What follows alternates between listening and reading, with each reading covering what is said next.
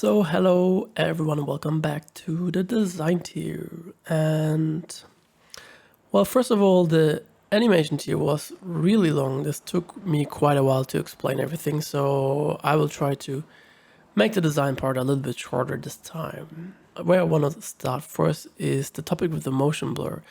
This is really hard to guess in Redshift because you don't see how much blur there will be, and this was the first animation I did, and it's quite good, but it has a little bit too much of motion blur because the camera is always in motion and the object is in motion and the stones are in motion. And that's why I feel like it's all a bit blurry. And also open just a few frames like randomly in Photoshop and you can see there's a lot of blur going on all the time. First of all, let's have a look back again at the XR. This scene, for my taste, could be better with less motion blur, and then I redid it and I rendered it, and the second one has too little.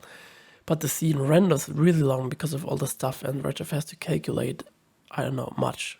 So therefore, I could have made the golden middle ground, but I didn't do it. And also a reason why I re-rendered this shot is because I added this silver things in here, and I thought they were really distracting, and also the red and the neon dots are more distracting than they are cool. And yeah. Then talking also about motion blur, we have to go into your Redshift render settings. For example, if you think this was all quite alright, but it has a tiny little bit too much of motion blur, you can go into, well, this is my motion settings, and then you go into Redshift, and then there's the thing motion blur, and you have to go back from the basic shading to the advanced shading, which was the original one. So now we got back the menu, which we probably all know, and then you can go into motion blur, and that's the part where we can adjust the blur, the shutter. So we have an open shutter from 0.25 till 7.5. So 50% of the frame center is in the shutter, so that means we have quite some blur. If we want to reduce the blur, we have to parallelly move each other to the side, to the center. The closer they are at 0.5, the sharper the image is, because the smaller the shutter is, and the less light gets through the camera, and the faster the shutter is, and the sharper the image is. Well, if you talk in camera film terms. So, for example, if I go to 0.3 to 0.7, it's already a little bit less. Or if I go to 0.4 and to 0.6, we have an even sharper image. And I think these settings would have been nice for the rendering, which we did there. So keep that in mind. Little nice trick, motion blur.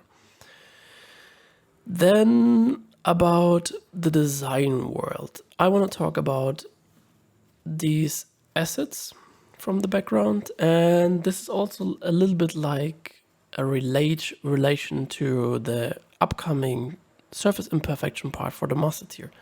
So therefore I'll just copy this thing here from the scene, because the scene is, as I said, quite slow.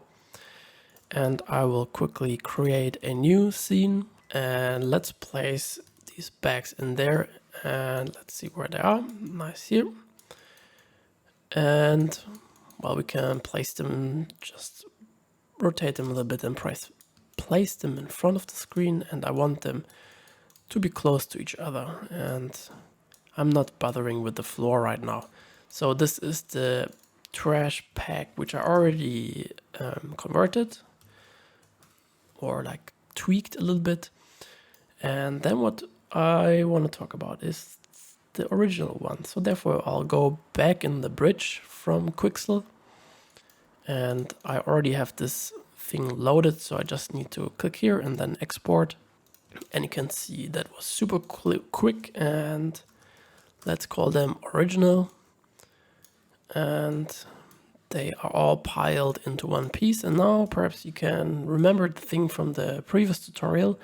We can go into the arrange tool and go to linear, and we want to move everything on the x-axis, but wait, it was already there, but no, it's way too much. So like that, and now I can, I don't know, rotate them and move them just tiny little bit. Doesn't have to be perfect, of course. I just want to demonstrate you the difference between these two of them. Therefore, I will go into my Redshift render settings, and I'll go now for not the 1x1, I'll go 16:9 because that fits better to the layout here. And I'll go over the really basic full HD resolution. Nice. And let's go render. And well, there's a big difference between these two. Well, first of all, you can see that I made this little I eat trash for fun sticker onto the sky. And this is also a thing which I really recommend you to do if you get like the assets from Megascan, like everyone is using them and like everyone knows how to use them. So it's always good to make them a bit more unique and special. And yeah, you can see these files are pretty dull. First of all, we need to have a look into that. So this is the material for with the original file, and these are the trash bags I got. Well, first of all, I got this code from the Redshift side, and it's also related to the OSL thing, and you can watch the older tutorial about that. And it's an ACES converter, and I'm working here in the ACES color profile, but I'm not going to talk about that too specifically this tutorial because I know Redshift just released a new version where they have that implemented, so I will leave that to the side and explain it to you when it's totally implemented. But for the people who are already using ACES color profile, you can download the thing. You just need to put that code in, compile it, and then you can use your albedo, like your diffuse color, and you just need to connect that to the converter and put that back into the color correction. So the colors then look way better with the converter, but this is anyway only black. In this case, we won't see it. But let's also put in there a color correction node. And I really love to do that, to be able to adjust the texture itself. And this is another thing, how to make this assets a bit more unique. So I think they're too dark. So let's crank them up a bit. Nice. Then let's move this guy really close to the other one, and we have a side-by-side comparison. First of all, I have more reflectivity on this guy, and this is what I say is like super important. It's the surface imperfection, and therefore I will go into my folder with all my 3D files, and you can download this pack in the master tier, and let's have a look. As I said, really one material I like a lot, or the roughness, is the yoga mat, or let's quickly have a look on stuff. Scratches are not that perfect for the plastic, I would say. And the cool thing is we can also have a look at the overview, and perhaps this could be nice, or some oil drips kinda, or that's nice. Number 13, V smudges rough base. 13 V smudges rough. And I will copy the normal map and the roughness map in there. And let's have a look on this roughness map. So I'm pressing C for my preview for the map, and it's very subtle and it's very rough because it's so white. And let's start to combine these two maps, and therefore first of all I'll try to make a bit more room for you here. And let's make a color layer, and then let's connect the original Megascan material in there and also apply our new material in there. And let's press C to preview the sky, and we need a blending mode because I don't want to have normal, and let's say we want to multiply it. So the material gets a bit darker, which is nice, so we have a bit more of a reflection. And let's see, I think we can shrink down the material a little bit. I'll go down by 1.5, and I think this is a cool thing. So I'm connecting this guy to a ramp, our node, and I'm making a bit of room here, and let's give myself a ramp. And with the ramp, we can perfectly adjust the roughness how we need it later on. So connect that to reflection roughness and press C. And now you can see that the material starts to really be more interesting. And overall, the left one is a bit more darker, so we can, I don't know, increase the contrast of the material here, so we get a bit darker look. But on the left, there's more reflection, so therefore we need more black in our values. And this is too much. This is a bit matte. We have a bit more glossy here, so also actually something in the middle would be good. But also the thing on the left is way more reflective. So therefore we can, for example, switch to the IOR mode, and let's drop down the reflectivity by 1.3. And now you can have a nice comparison. See, our new reflection roughness is a bit too glossy, I would say, and we just have to move the black values a little bit to the left, something like that. And let's really get close. And now you can see that we have some beautiful surface imperfections onto this guy. And I think this is a really nice asset from Megascan, and this was the one I used in my version. You can see actually there's a hair, and the material is, the scaling is too big of my material here. I wasn't that close to this guy, but let's have a look onto this one here, and I think this looks pretty nice. Now what we could do to even break up the thing more, I also copied the normal map from this same material and we scale it to 1.5. So that is important to have the same scale, and we need to override the gamma. And then we can create a bump map and a bump blender. Quickly give these two guys in here. Then we need to connect the normal map from our Megascan object and connect that back into the bump. Now we need to connect the bump map with our new surface imperfection also in there. And click on the bump, and we want to blend it, and we want to click adaptive mode. And now you can see we have these two normal maps combined. And I also think this is a really wonderful look, but obviously that's way too much because plastic doesn't have such intense height. So I will only mix it a little bit, like 0.05, and this is pretty nice. So we got an extra layer of surface imperfections and details. And then what you, for example, also could, we can select this guy, the pink trash bag, and on the trash bag, where is my material here? I will copy this node, and I will go back into this guy, quickly select the material and paste the node from before in there, and I'm pressing C to preview. And where is this guy? It's somewhere hidden. Let's play the old game of where are you texture, and wrap V also, wrap you.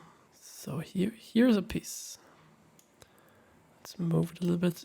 And yeah, this is really also always very tedious to do, to find a spot where the material is nice. Then I have this color layer where on layer 1 I have my material, like the text, and on multiply under the background we can adjust the color now. And for example, we can directly connect that to the diffuse, and then let's have a red one, which also looks super nice. Or we could connect back the material from before, and we just use this one as a blending material. Therefore I need to go white again and select, copy the material, and now we need a material blender, base material, and another material, and the second one is gonna be aluminium. Love that stuff. Then quickly connect that with the blend color, and now connect the blend material to the output. So this looks quite interesting, but we want to swap it. So There are two options to do that. We can put that in the ramp and change the colors, or just use a color invert node and put that in between. And now we had some little aluminium there. I think that's really cool. Or we can, I don't know, make it smaller, or use another material like, I don't know, gold. And yeah, that's pretty neat.